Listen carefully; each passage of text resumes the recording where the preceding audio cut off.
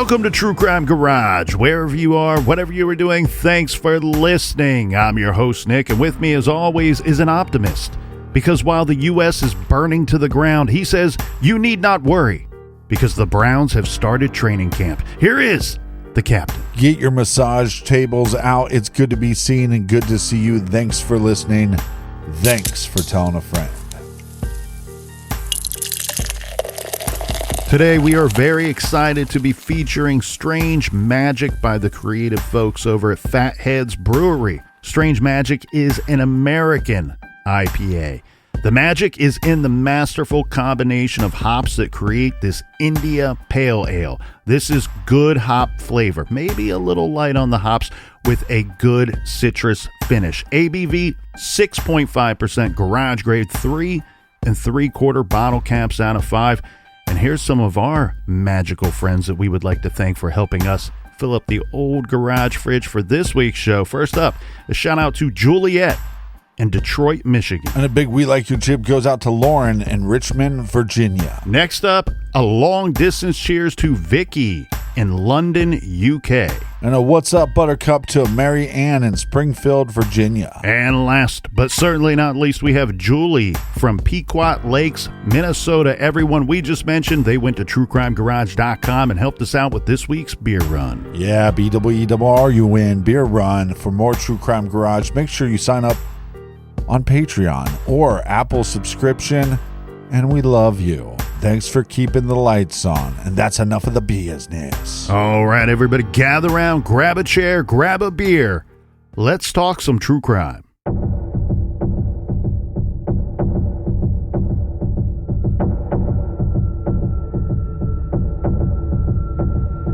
Now at 11, this is something every parent fears. Getting the news their child has been killed. For one Northeast Ohio mother, that unimaginable grief is made even worse by a lack of news or updates in the police investigation into the crime. Now, she's lived without her son for nearly 10 years now, and it was July 26th of 2011 that he was killed in his Cleveland apartment. This mother tells News 5's Jesse Schultz she's doubtful the killer will ever see the inside of a prison cell. For Lynn Cartellone, July 26, 2011 is a date she'll never forget. My son's name is Brandon Michael Cartellone. It's the day her world stopped turning. This is an event that changes you forever. The day her creative and loving son Brandon died. It was a horrific crime. 21-year-old Brandon was brutally beaten and strangled in his Tremont apartment. A crime so violent in a neighborhood so vibrant, Lynn was confident that justice would be swift. We thought how important those first few hours were. We thought the police were on it. I wish I would have known then what I know now. But this isn't about what happened to Brandon that night. It's about what happened after. The weeks turned into months that turned into years, with no answers or updates from detectives. You feel alone in the process. You feel abandoned. What is justice? And while Lynn's world stopped turning once Brandon was no longer in it, the outside world kept going. It's been almost 10 years since she buried her son, and she believes his case file is also buried as newer investigations continue to pile up. I've given up calling and trying to speak with someone because they refuse to talk to me. Since 2011, Cleveland saw more than 1,000 criminal homicides, 76 this year alone. And as violent crime continues to rise, the city's homicide unit is understaffed. Budgeted for 25 detectives, but police union president Jeff Fulmer estimates there's only about 15 detectives. If they start a homicide one day, and then within 24 hours of getting another one, you gotta jump around. Last year, the U.S. Department of Justice said in order to keep up with the growing caseload, Cleveland needed at least 38 detectives. It's been almost 10 years since she buried her son.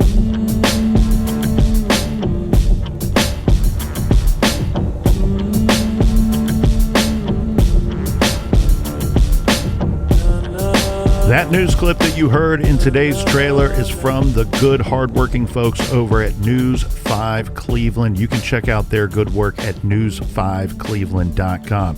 And in that news clip, you heard the frustration of our victim's mother. Her name is Lynn She has had this frustration for many years. Her son's case has remained unsolved all of these years later, and she is expressing her frustration with the Cleveland Police Department with what she believes is their lack of competency and effort into her son's case. You hear the rebuttal from Cleveland Police Department saying we are underfunded, we are understaffed, and that certainly is a problem that many large cities are facing today. Well, let's dive into the case details. On July 26, 2011, Brandon Cartellone was murdered. His body was found in his apartment at approximately 1 a.m. on July 27th. Brandon was a 21-year-old industrial design student at the Cleveland Institute of Art. He was in his junior year and was top of his class. By all accounts, Brandon was a hardworking, talented, fun-loving young man with a large circle of friends. He had been working at a pizza shop and doing side design work and had a paid internship at a business called A Piece of Cleveland. Today's case, just like last week and the week before, these are all rough and difficult cases. He was found bound and strangled to death, slumped not over, but sort of half on, half off of his couch in the living room of a small second-floor apartment. This is in the neighborhood of Tremont, which is just minutes from downtown Cleveland, Ohio. Tremont is an otherwise great, vibrant urban village. Brandon lived in a second-floor apartment by himself. There were 4 apartments on that second floor. At the time, this was above a bakery and an art gallery. Unfortunately, I think what we have here is some kind of what would typically be referred to as a push-in crime or a home invasion. He was found bound at the wrist and ankles, badly beaten and manually strangled to death. I think we are dealing with a clear motive here as well, maybe a touch foggy, but a greed murder for profit situation. And I think that it is quite possible that the victim here, this dude was set up to be robbed, likely because of someone he knew and even possibly by someone he thought that he could trust. Persons in Northeast Ohio who know this case and have followed this case know from the news reports Brandon had also been selling weed leading up to this. There has been a lot of focus on that small part of his life, but I'm not going to gloss over any of that because it would appear to me that there is little question that that small part of his life didn't play a big role in his death. We're going to go through a timeline here starting with July 26, 2011, and then the early morning hours of July 27th when Brandon is found. This is a Tuesday and a Wednesday, just for reference. This is what we know about the timeline of his day on 7/26, July 26. In the morning hours, Brandon was working at the internship with A Piece of Cleveland. This is a woodworking and very cool design shop. They design tables, furniture, custom work, and he's an art guy. And he's a design guy, so this is a perfect fit for him, and this is a paid internship for Brandon. Around 3 p.m. that day, Brandon met with his buddy Alex for coffee. Brandon asked to use the phone at the coffee shop while he was there.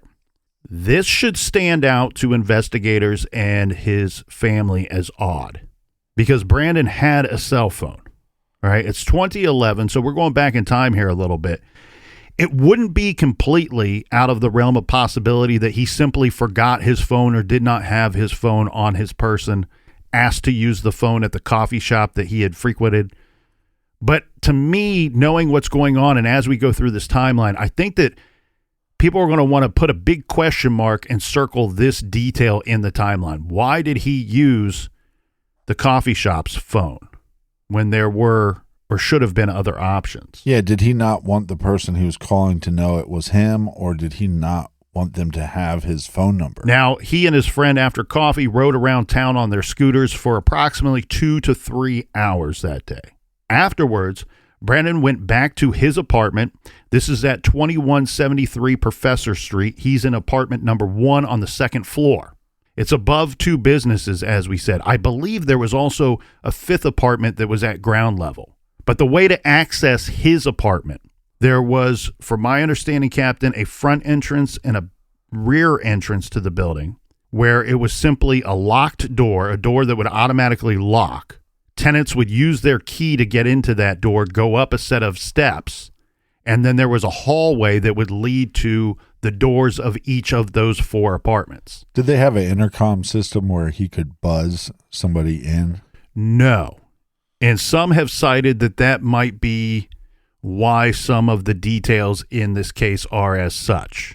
The key here that I really want to point out to individuals listening to this case, you hear the Cleveland Police Department, they will cite, and when they spoke with Brandon's mom and other persons about this case, they constantly bring up the obstacles and the problems with this case. But the thing that I want to point out is that if I'm a detective and I'm looking at this case, at least I'm going into it going, okay, the potential for witnesses, eyewitnesses, and ear witnesses is very likely here. I should be able to build something on this case. So a quick description here. As said, you would go up a flight of stairs, whether you entered this building from the front, from the street side, or from the rear. You would go up a set of stairs, and then you would have the hallway, 4 doors, each one going to individual apartments. From my understanding here, Captain, once you entered Brandon's apartment, it was a small apartment, but these are relatively nice apartments in a very cool area of town. So you walk in and you're immediately in the kitchen of this apartment. And from the kitchen, there's 2 walkways. Some have described them as doors, but I don't think they were actual doors. I think that was just you could walk from the kitchen into one room, which would be the living room, and then you could walk another direction out of that kitchen and you are in the bedroom. Remember, Brandon was found in the living room. Okay, so I got a little sidetracked there, but now we are at approximately 5:30, 6 o'clock on July 26th. And Brandon is back at his apartment at 2173 Professor Street. You are going to hear us use the term friend several times throughout this timeline, but truly that is for a lack of understanding on our part and others' part as to the exact nature of these relationships. So we have a friend of Brandon's. His name is David. He came to Brandon's apartment around 6 or 7 p.m. that day with the purpose of purchasing marijuana from Brandon. Then we have a friend named Matt who claimed to have hung out with Brandon at the apartment that evening between the hours of 7 and 8 p.m. After this, we have Rachel, another friend, was there at the apartment around 8 p.m. She is there for the purpose of purchasing marijuana from Brandon. She says that she hung out there at the apartment for approximately 30 to maybe 45 minutes. Now, we know that Brandon was on his phone, okay, that cell phone that we referenced earlier. He's on his phone with a friend named Meg, and this call takes place just before 9 p.m. I have here in my notes that the call ends sometime before 9:30, question mark. So that is what has been provided to me. I've not been able to confirm and back up what time that phone call ended. And the end of that phone call, whatever time that call ended, may be incredibly important to this case because according to Meg and her statement and from the activity on Brandon's phone, it would appear that at that time, 9 o'clock to whenever that phone call ended, he's alive, he's well, he doesn't feel threatened, he's not distressed.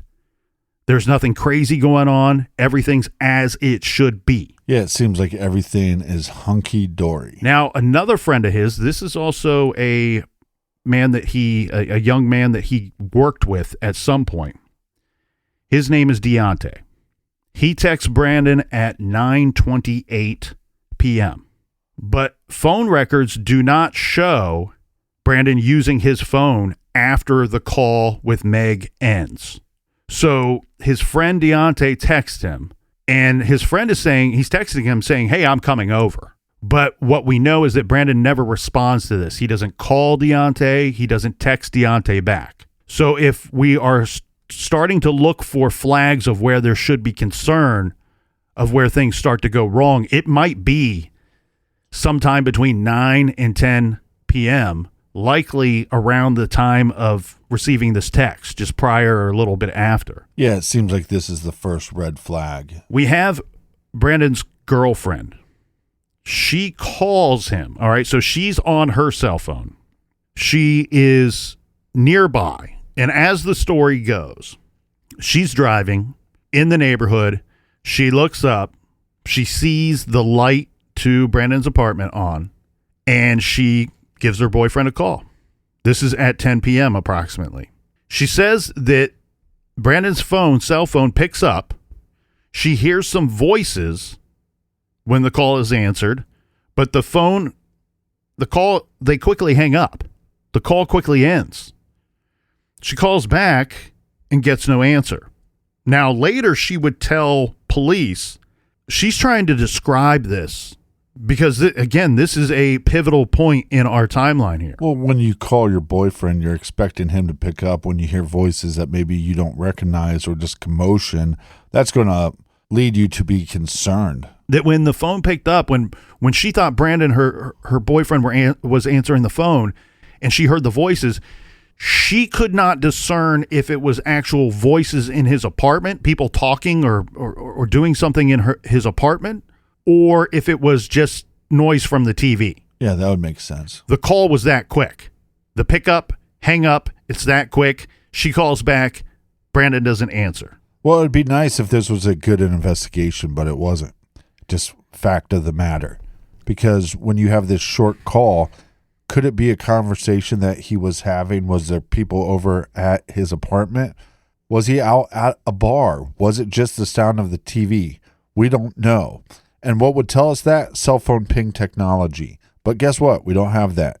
Or if we do have it in this case, it hasn't been released to the public. Yeah, and I don't want to harp on this for too much in today's episode because we got a lot to get through, but it would appear, right, our view from 10,000 feet, it would appear that this investigation early on was not conducted in the best manner, and maybe not the most thorough of investigations. At times I would even question the efforts of the detectives, and I hate to do that because I love the city of Cleveland. But today, when you look at the case and you try to get some information on this case, we're simply told, hey, look, we got to keep some of this information close to the vest. And it gets, you look at it and you go, well, is that because the guys early on didn't do a great job, and so you don't have any of that information and you don't want that to be public, that you are limited on your knowledge of the case? Or is it you have been able to go back and clean up their mess, collect proper information and fill out gaps in the timeline and add details to your time frame, and now you know those details are important and we cannot release those to the public? But this call from Brandon's girlfriend is not just important because it fills in our timeline here. I am of the belief and would be working this case unless something told me otherwise, that Brandon was in his apartment when the girlfriend attempted to call him at approximately 10 p.m. that night. I'm basing that off of the light being on. I'm basing that off of prior activity of people coming and going from the apartment, and that he's going to be found just a couple of hours later murdered in that same apartment. So unless something is telling me otherwise, I believe he was in that apartment from the time that we said when he would return between 5 and 6 p.m. that night, and he was there and never left that apartment, unfortunately, because it will end up being the same person who attempted to call him at 10 p.m., the girlfriend, that would find Brandon dead. She says that she grew concerned when she attempted to reach out to him and never heard back from him. It wasn't like him. They stayed in contact. This was a long-term relationship. And so at some point she decided, you know what, I I'm just going to head over there, knock on the door. They did have some not so concrete plans for that evening, right? To hang out. That was the purpose of her 10 p.m. call. Well, he's a college student. When you're a college student and you got an internship and you're working on all these different things, and look, he's selling weed on the side. This guy has a lot going on. It's hard to make solid plans. Yeah, you're 21. You require about 4 hours sleep, or at least that's how I was. Or 4 minutes. She comes over to the apartment, and this is really unfortunate because this plays, in my opinion, and until anybody can prove otherwise, this plays a major role in this case. Brandon had the habit, not trying to victim blame here, had the bad habit of, the captain asked earlier, was there an intercom system? Could he buzz people in? No, there was not. This is an old school building. So he had the habit of using a brick to prop open the door, to keep it open just enough for a person to open the door on their own. The door's not locked. It locked automatically behind the person when people would come and go. But he would put the brick in, especially if he knew someone was coming over, right? Like Deontay, who had texted him earlier to say, hey, buddy, I'm coming over. Deontay says he never hears back from him. If he heard from somebody, if he heard from his girlfriend, she says, hey, I'm coming over. I'll be over in 5 minutes, 10 minutes. Brandon might run down there and put the brick in the door. And so the person could just make their way up, walk into the hallway, knock on his door. Which I'm sure this habit annoyed his neighbors as well. I was going to point that out. Like, yeah, I know we do a true crime show, so we are hyper vigilant about our personal security. But if I lived in a building like that, and I'm guessing he probably wasn't the only one in the building that had that habit, but that would annoy me beyond belief. Well, I'm the dumbest boy in school and left my garage door open all last night. She gets to the apartment. She goes up the stairs to the building, to the second floor, walks to Brandon's door, knocks. I'm a little unclear if the door was just a touch open, but what is perfectly clear is the door was not locked. Right. Because girlfriend did not have a key, and she says that she entered the apartment. She walked in. She's now in the kitchen. She turns, looks through one of those walkways to the living room, and she says that she spotted Brandon's knees. And it's difficult for me to describe the way that he was positioned. He's kind of half on, half off of the couch. His wrists and ankles have been bound with belts. And his arms, his hands are up over his head, a cord wrapped around his neck. Now, he was manually strangled, and it's been suggested to me by more than one person that cord wrapped around his neck is not what strangled him. Maybe it was an attempt to strangle him with that cord and unsuccessful, but that's been the statements to me. So what you're saying is somebody tried to strangle him with this cord but was unsuccessful, so they probably used their hands? I've reviewed the autopsy, and it's difficult for me to say. The cord wrapped around his neck would be the obvious answer to me, but again, not a doctor. Do we have marks around his wrist and where he was bound? Was he putting up a fight? He's most certainly put up a fight. So he's found in his one description indicates that he's wearing a T-shirt and boxer shorts, and another description says that he's wearing boxer shorts, but it doesn't say he's not wearing a shirt. It just doesn't say anything about a T-shirt. Right. Well, this isn't one killer. You're exactly right. Thank you for saying that. This one, there are certain cases where you can take a look and it screams multiple persons involved. And I feel like here, this is one that you do not have to be Sherlock Holmes to take a look at the brief details, the limited details of this case and go, you know what? This is a two-man job. At least. Then it makes you wonder, why don't we have eyewitnesses? Why don't we have ear witnesses? We do. And we'll circle back to that. But at the scene, here's what we're talking about. He's got a good amount of injuries to the face area, the head, the neck, shoulders, all which would be indicative of him putting up a fight or them trying to beat something out of him, beat some information out of him once he was already bound and tied up. There is duct tape across his mouth. So they were attempting to silence him. This is just very bizarre, though, because we got this young college student. You know, he's getting pretty good grades. He has an internship, paid internship. Okay, so he's selling a little bit of weed. Whatever. No big I think deal. he was selling a lot of weed. And there is nothing anywhere to suggest that he was selling anything else. In fact, there are persons that knew him well that said he strongly was against that. I'm just saying that you've known guys that sold pot, and almost all those guys could get you something else if they wanted to. Right, but I'm having a trouble making a connection here. I'm going to go to this guy's apartment, this pot dealer's apartment, and try to beat it out of him where I can get something stronger. Those types can find people to get something stronger. No, I understand that, but what I'm saying is there could have been assumptions by people. Possibly. Look, again, not to sound like someone who's victim blaming. This is a big part of the case. So if you think I'm being rude, sorry. But I think this was a half-baked plan by an otherwise very smart, hardworking individual that figured out, hey, I'm a college student in an area with a whole bunch of friends who probably all of my friends have a whole bunch of friends too. And through my several workplaces, college, and my big social circle of friends, I can move a good deal of marijuana and make a whole lot of money doing it. And he's doing it out of his apartment. That takes the risk level from about a 4 to about a 9.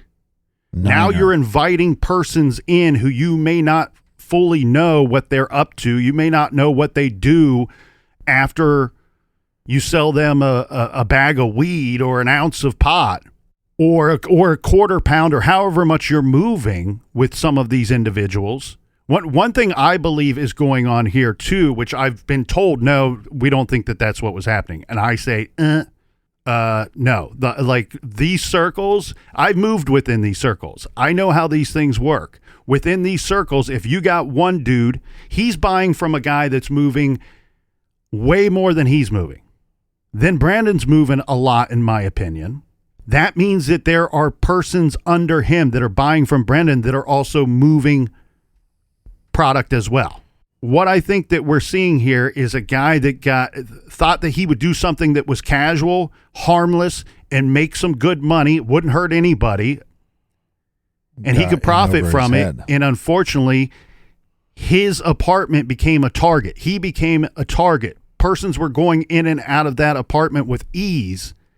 And all it takes is somebody that he knows, somebody that he's regularly selling to either set his ass up to be robbed, and this whole thing went horribly wrong, or for somebody that frequents his apartment to buy that accidentally tells the wrong person or persons where they get their weed from, who they get it from, what the protocol is. Or like you said, he's selling a bunch of weed, making a bunch of money, and not paying the people that he's supposed to pay.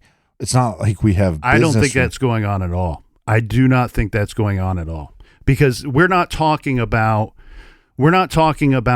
Philadelphia, New York City, 1980s, where we're fronting junkies product and then coming and killing them when they don't pay us later. No, we're talking, this is suburban college kid movement here. This is, you want this amount of weed to sell within the course of the next week or two? Cool, it costs this much. And if you ain't got it, we'll sell you a little bit less. That's how that works. And he had a regular supplier, and we know that based off of several persons close to this case. And I think he had a pretty casual setup here, where he is his main supplier is showing up to his apartment, and it's a quick deal. This is how much you want. This is how much it costs. Cool. Here's the money. Here's the product. Boom.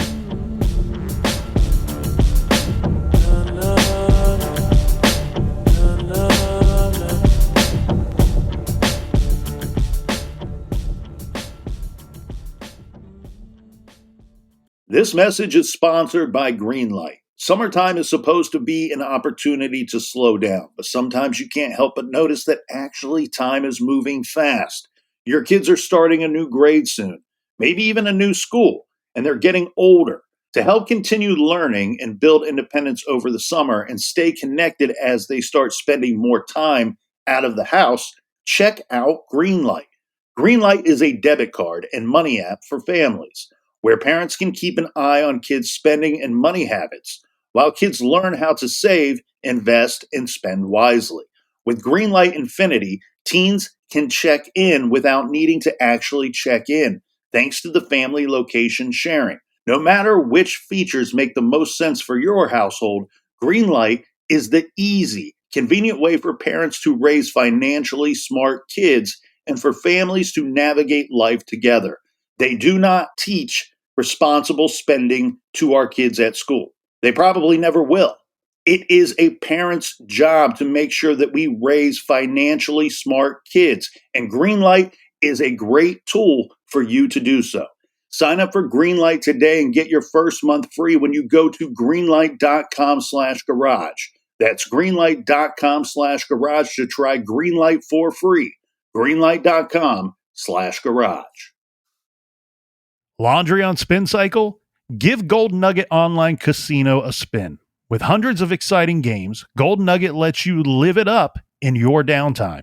Discover good fortune on games like Fortune Coin, available anywhere Golden Nugget Online Casino is.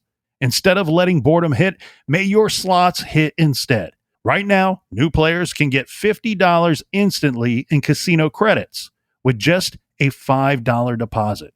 And all players can play for a share of over $1 million in weekly rewards.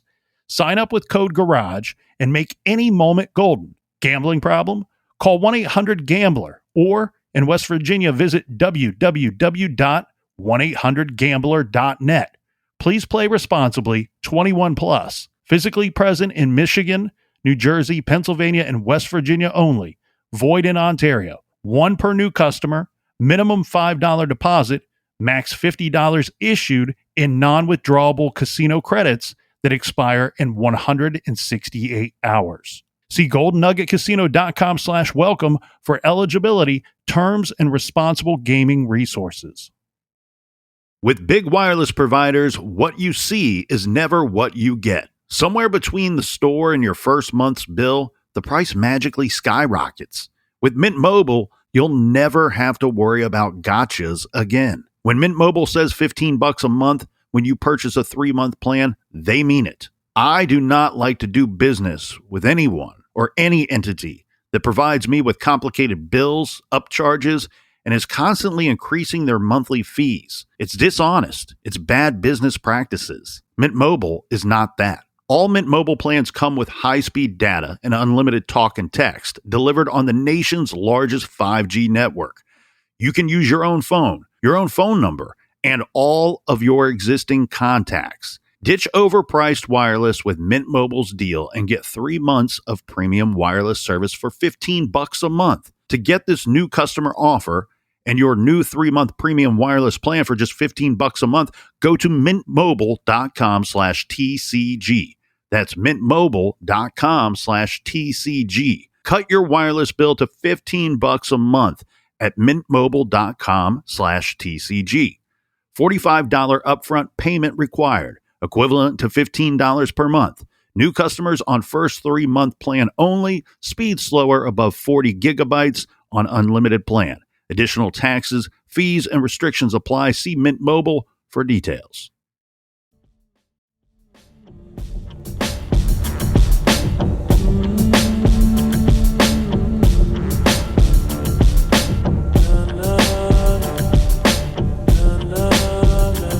All right, we are back. Talk hands in the air. Cheers to you, Colonel. Cheers to you, and cheers to the people in the mosh pit. Yeah. Have good mosh pitting.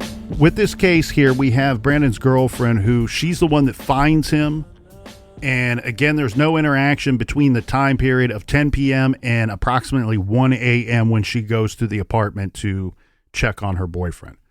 So that would appear that in our timeline, we have about 3 hours approximately of silence from our victim. We don't know what's going on within inside of those 4 walls during that time. We know approximately the start of it, and we know the end result. She arrives, she calls 911, first responders get to the scene. We actually have paramedics arrive before police. One thing that we get a statement from both paramedics and from the girlfriend is that when they were in the apartment, when they arrived at the apartment, the place had been tossed. Clearly somebody was looking for something, and we know that our victim was tied up, bound. It appears that beaten, but I think a lot of those injuries, Captain, are probably due to the struggle. This is a 21-year-old man. I don't think that he's just going to willingly allow you to bind his wrist and ankles and put duct tape over his mouth. I think that's going to require a little bit of force, maybe a lot of force on someone's part. We also have a situation where one thing that a few people that have seen the autopsy note as a question mark, there is a small puncture wound in the way that it's described in the autopsy report. It would seem that it is on one of his hips. Now, it's very small, but people have wondered what this could mean.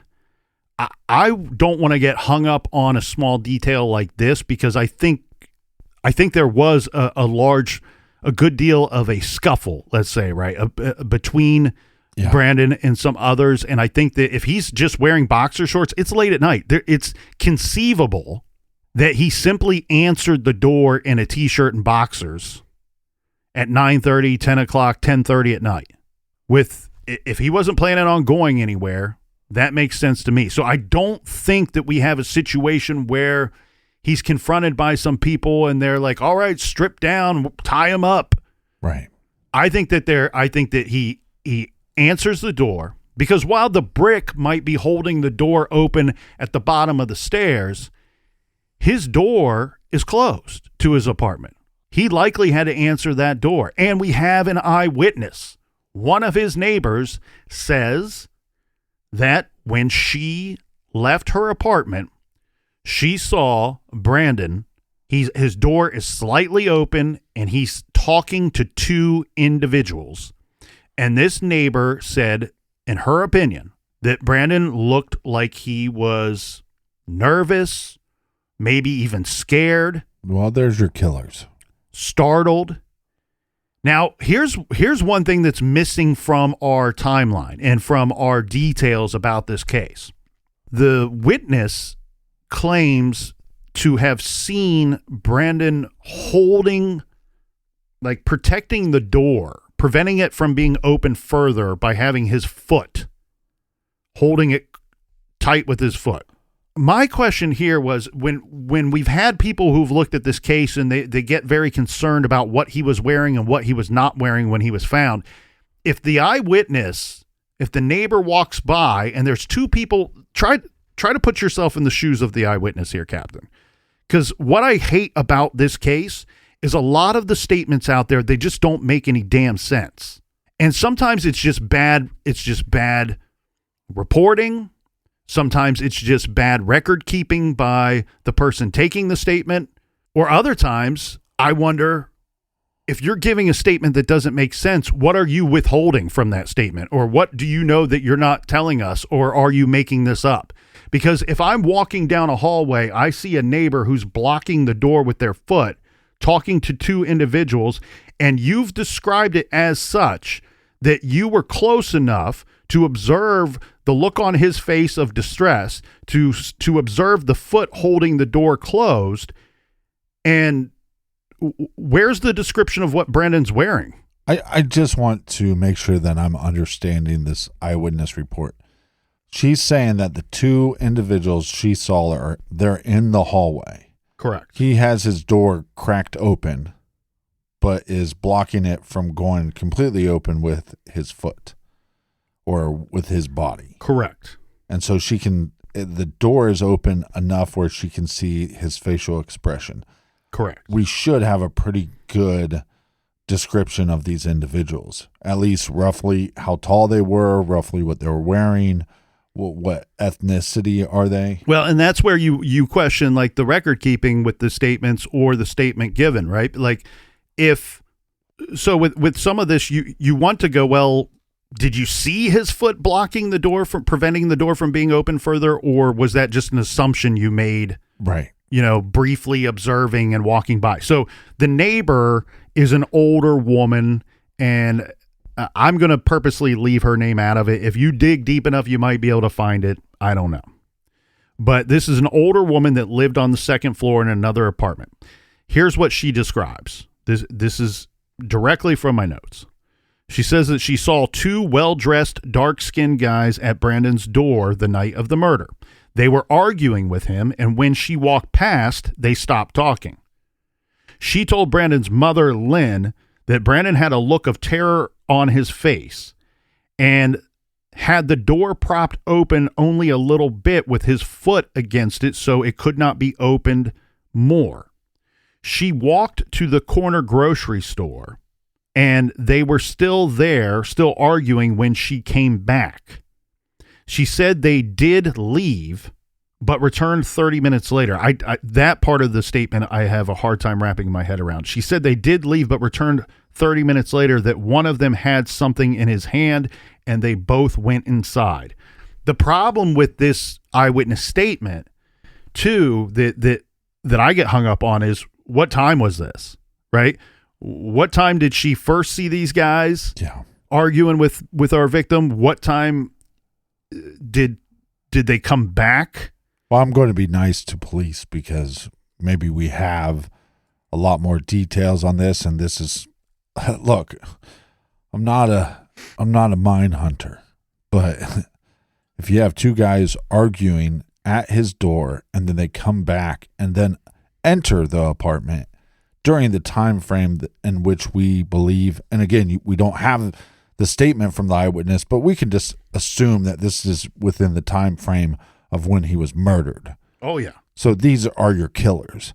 So I believe so, too. So you have to probably hold back some of this information, and I have no reason to believe that this eyewitness is just making crap up, because also anybody that's lived in an apartment complex, if your neighbor's arguing with somebody, you're checking out your window, you're looking, I become a nosy Parker very quickly. Well, and this is an older woman. I'm guessing that is why she didn't intervene. I didn't know Brandon. Okay, I didn't have the privilege of knowing him.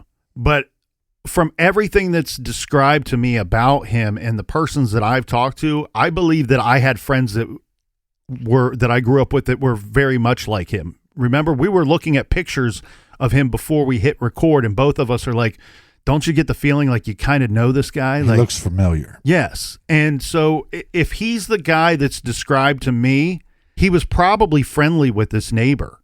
He's a smiling face. He's a joy. And this is where you wish and pray. You wish you could have a Marty McFly, Doc Brown moment, go back in time and replace this older woman neighbor with a male neighbor or a garage neighbor that goes, Brandon, is everything okay, man? Is everything all right here? Yeah. Because or a gun carrying neighbor. Me too. I'm not a mine hunter, but I play one on the radio. Yeah, a little better than this, Joker. And here's the thing. What we've been told by the experts who are mine hunters are that you profile everything. You don't just profile the offender. You profile the victim. You profile the location. You profile the city. You profile the scenario and the situation. But I get so tired. We know the situation. We can profile the situation very well, very easy based off of the limited information we have from that timeline. We have persons coming and going freely from his apartment that night, and a lot of them are buying marijuana from Brandon. What do we have here in this scenario that is very different from every one of those scenarios leading up to this moment? He's not letting these people into his apartment. Right. He either doesn't know them or he knows them and he's afraid of them and he knows that they're bad guys. He's not letting them come willy-nilly into his apartment like everybody else that night. He does not want these guys in his apartment. He has a look of terror on his face. He does not want to be talking to these guys. And then we have a situation where the crime scene and the way that the victim is found tells us 100% this is a two-man or more job. And guess what? You got two guys standing at his apartment door. Well, and I get so tired too, because just take out the weed equation, which I'm sure the weed equation has something to do with his death. But 100%. But I'm sorry to say that, but it does. But it's a fact, okay? But we have this young, good-looking, hardworking college student, smart guy, has too. an internship, very talented. He's an artist, a champion artist. We need more artists in this world. And so he's selling some drugs on the side, marijuana, big freaking deal. But that's what's so sad, is to probably make his ends meet, or maybe to try to get a little ahead or live a little more comfortably, he decided to do this, and that was his fatal flaw. He was everybody told me that he was a saver. He was really good at saving money, and I kind of believe that he had the entrepreneur bug, and I think that he saw that he analyzed the situation. He's 21. He's a dude. He's a young dude. He's got a bunch of friends. He's at college. He's living in his own apartment. He's working like 3 jobs. Some of them are internships and whatnot. But think about how many people he has access to, and how many of those persons are probably 19, 20, 21, 22. But that's the problem. There's a lot of pot smokers in that group. And so he's probably able to move a whole lot of stuff. And guess what happens? When that gets out on the street, that this dude has a whole bunch of marijuana in his apartment, he's got a bunch of money up there too, because he's making money. You don't even have to know that he's a good saver to know that there's probably a bunch of money in that apartment. When somebody that's coming and going from his apartment knows that, observes that, sees that going on, that person can set him up to be robbed, or tells the wrong person or wrong persons, and they see an opportunity. There's a reason why the old cliche, loose lips sink ships, still remains to this day, because it's true. And what happens here is we get people that show up at this dude's door, this is my opinion, show up at his door with the intent of taking all of his product that they can sell themselves and taking whatever cash that he has in the apartment. Because guess what happens after you rob that dude? What's he going to do? Call the police and say, "Hey guys, you got to come over here. Somebody came in here and stole my drugs and my drug money." You can't phone that in. You can't phone that. And I think that's the issue here. And I think it's possibly that it's his loose lips, because he could have found himself in a situation. This is just hypothetical, but I'm just saying he could have found himself in a situation where he feels, well, I've sold pot to this guy for the last year. He's my buddy. And the guy goes, "Man, you're selling a lot of pot and you're working this extra job and you're doing all this stuff. Man, you must have a lot of money, because you're in a small apartment." Unless he has like 10 TVs, unless he's driving some fancy car, you're like, "Where's this money going?" And all he has to say is to the wrong person, I'm actually been saving a bunch of money. And then they go, "Well, but you can't save it in the bank." "Oh, no, I just save it here." And just casually says to somebody, and that's all it takes. Then some idiot's at a party going, "Hey, I know where we could get a bunch of money." So inside of his apartment, one of the items that police found, and here's a few things that are difficult. So it's been reported. We got multiple. To say two would be a very big understatement. Multiple reports that come out that all vary. They all have variables within them. So, and I'll keep it short and sweet here, but at the apartment, whether what was found or what wasn't found, the reports are this: he had a very expensive camera. We know he had a cell phone. So the cell phone goes bye-bye. It's that every report says the cell phone was not in his apartment when Brennan was found. The expensive camera, there's conflicting reports that the police collected it as evidence and they still have it, or it was stolen. To me, those reports are inconclusive. His computer was still there and retrieved and confiscated by police. Likely, they probably thought that they could find some interaction with somebody that might present a good lead to them. This is curious, though. What else was found? And this is 100% was found. It's just the amount of money is in question. So there was an envelope that was found inside his apartment, kind of just sitting out in plain sight. The envelope was labeled car. And remember, he was said by all to be great at saving money. So he likely was saving up money for a car. He had a car. His car was found parked in its usual spot, and police processed that car. But that envelope, depending on what report you read, contained anywhere from $6,000 cash to $8,000 cash. Now, it is believed by most people that take a look at this case that this envelope would have been taken by the killers, but it was just simply overlooked. They tossed the place looking for, I believe, hidden marijuana, a hidden stash of marijuana, and a stash of cash that would have been hidden. And so because they're looking for something hidden at haste, they overlooked an envelope that just happens to be sitting there in plain sight.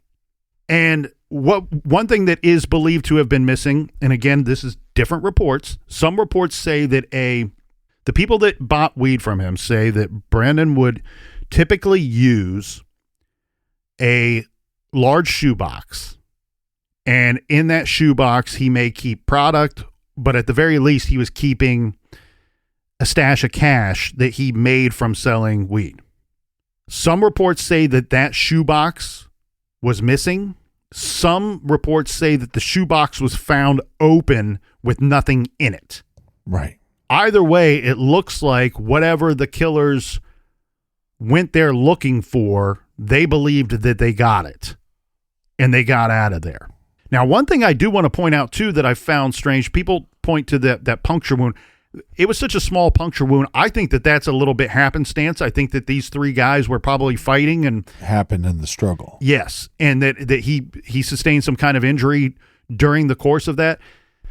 Unfortunately, Brandon was not a large dude.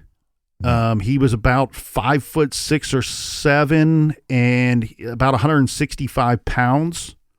That's the other thing that's missing from the description from the neighbor, right? That how big were these guys?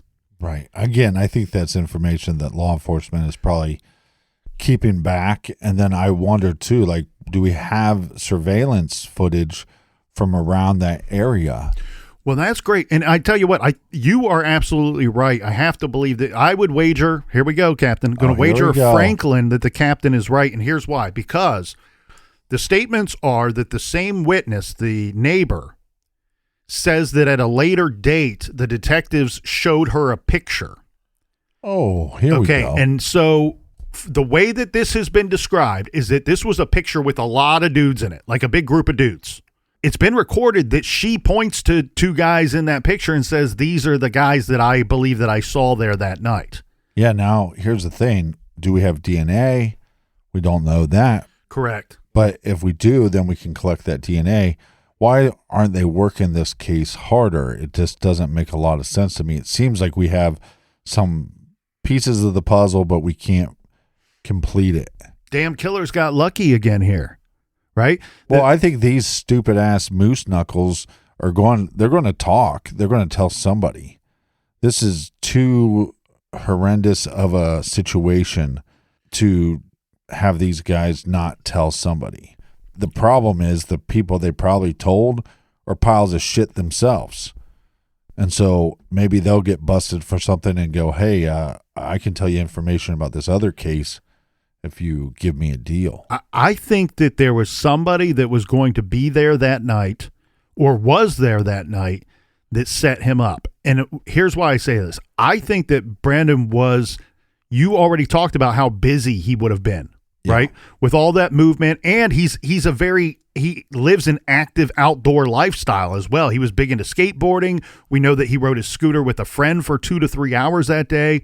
This is a busy guy. But I think he's at the top of his class at school.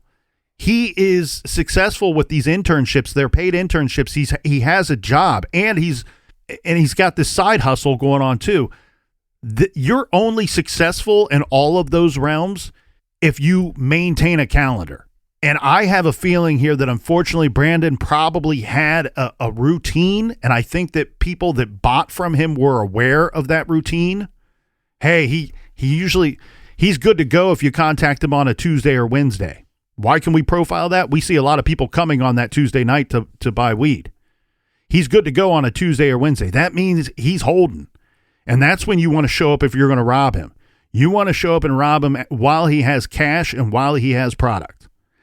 And one guy that we haven't got to yet is a man by the name of Tony. He's about Brandon's age, and he approached Brandon's family after Brandon was killed and says he's heartbroken. He appears to be heartbroken. He's crying, and he says he asked the family. This is the very next morning or next day. I apologize. Could have been the evening time.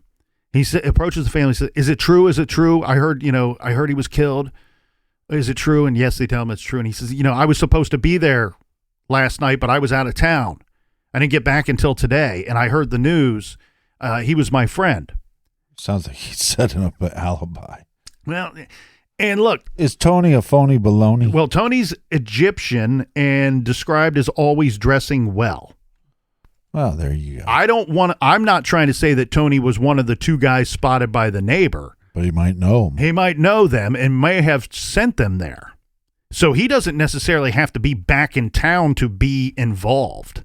You know what pisses me off? There's a lot of cases that we cover and we go, we just don't know. We don't know X, Y, or Z. We have suspects here. We have them identified.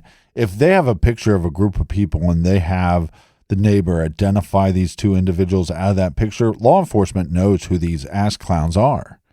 And then this Tony guy, he seems if a little identified fishy to correctly. me. Yes. Yeah, yes, if identified correctly. If you're walking past these guys in the hallway and you see a scared look on your neighbor's face, you're going to remember more so than if you just walked by and it seemed like they were having a friendly conversation. I want to avoid some rabbit holes here because I don't think that they hold a lot of water. But it's important to toss them out. Where is the head of people looking into this case? Some persons, and these are not people that seem to be very dialed into this case, in my opinion, but some persons have referenced a group called the Hippie Mafia that he may have been buying from.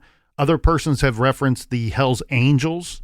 And then some people say that the Hippie Mafia and the Hells Angels worked together or were working together in that area and, quote, run an incredibly organized system. See, again, that it doesn't add up to me with weed. And you can say what you will, but every guy that I've known that has sold a little pot has at some point stepped out of bounds or out of the realm of comfort and sold something harder. With Brandon's case, one thing that I found odd, well, there's a bunch of things obviously, but yeah, he's found tied up and dead. One thing that I found to be strange is I reviewed the autopsy. Well, that autopsy included a toxicology report. There's no drugs, not even marijuana, found in his system. A certain portion of the population, this doesn't mean anything today because in many states it's recreational use or medical use is legal. Hell, I'm high right now. Most people of a certain age, a small percentage of persons of a certain age will tell you that it's customary that when a friend shows up or to buy from a friend, they regularly will share a joint or smoke a bowl together. And we know we have people coming and going, purchasing from him that night, yet there's no marijuana found in Brandon's system in the toxicology report. Anybody that's seen Pineapple Express will tell you that it's customary to hang out briefly. And we know that we have people that have said, I went over there for the purpose of purchasing. I was there for 45 minutes that day, hanging out with my cool friend Brandon. So this case, look, we've said it. I've said it dozens of times. The killers get lucky. Unfortunately, the victims never do. And in this case, the detective that catches this case suffers a heart attack within 24 to 48 hours of catching the case. So they immediately have to transfer it to another detective. So right there, you have a major speed bump.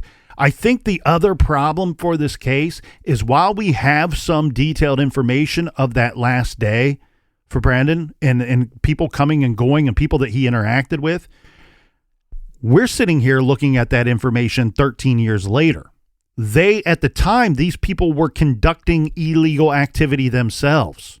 So unless you love this guy dearly, you're probably not very forthcoming with that information when you sit across the table from a detective or he knocks on your door.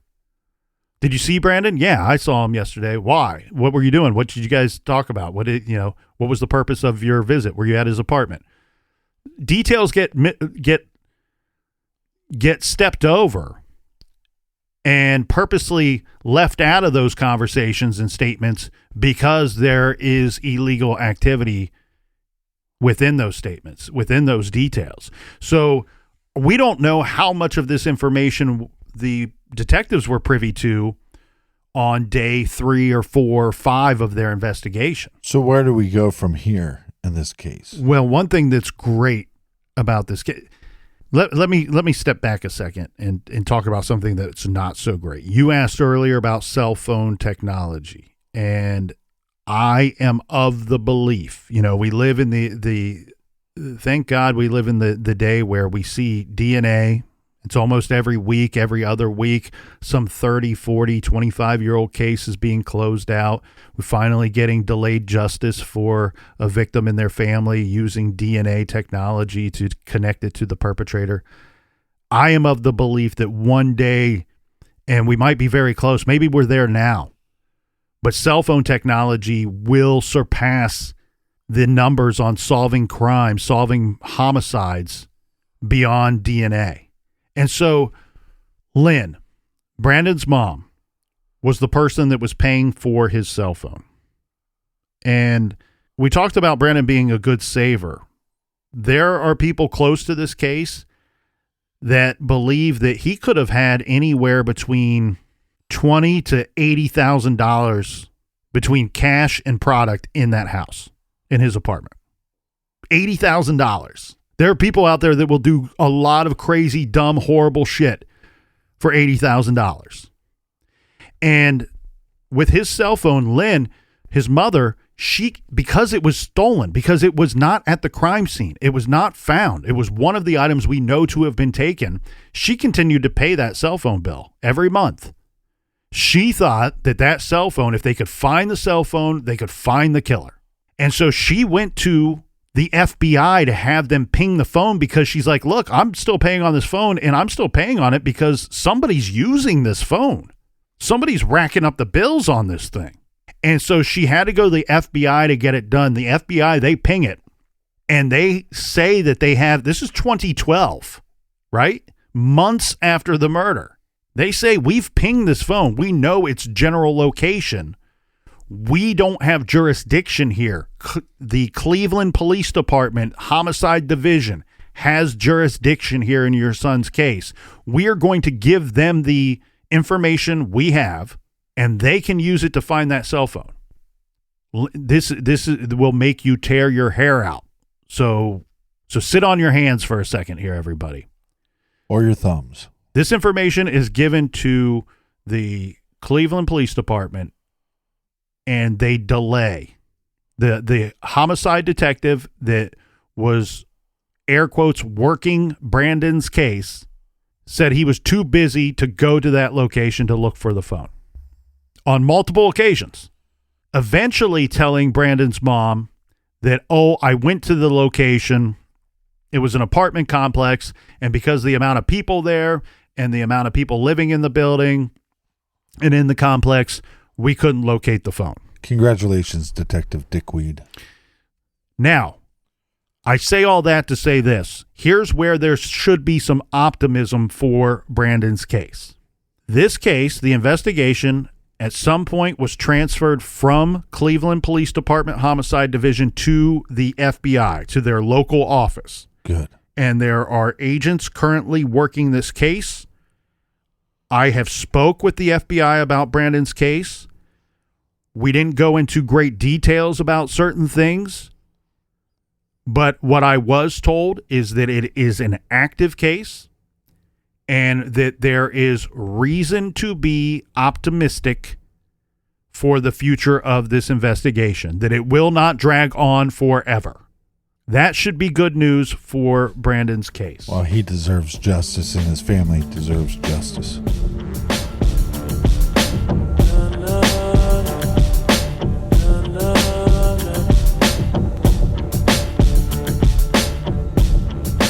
Thank you for listening to Brandon's case information. Law enforcement still need your help with this case. If you have any information regarding the murder of Brandon Cartellone or any of the persons described in today's podcast that you can add further detail, please submit any information you have to the Cleveland FBI field office. Their phone number is 216-522-1400. Online tips can be sent to tips.fbi.gov. Or if you are uncomfortable speaking with law enforcement, you may reach out to True Crime Garage. Go to our website, truecrimegarage.com, and find our contact information there. Thank you, and we wish law enforcement and Brandon's family and friends the very best of luck with this case. Want to thank everybody for joining us here in the garage and sharing this show with your friends and loved ones. Until next week. Be good, be kind, and don't litter.